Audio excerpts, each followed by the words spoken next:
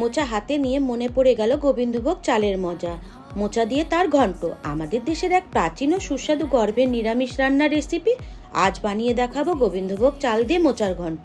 প্রথমে মোচা ভালো করে কেটে নিয়ে প্রেসার কুকারের মধ্যে নুন হলুদ দিয়ে সিদ্ধ করে নেব।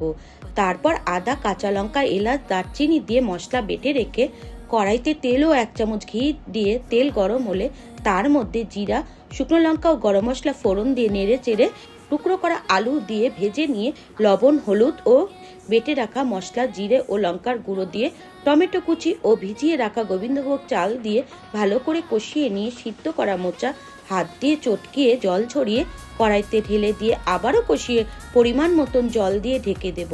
হয়ে গেলে ওপর থেকে স্বাদ মতন চিনি ও গরম মশলার গুঁড়ো দিয়ে নামিয়ে নেব। দেখলেন তো বন্ধুরা, কত সহজে বানানো যায় সুস্বাদু নিরামিষ রেসিপি।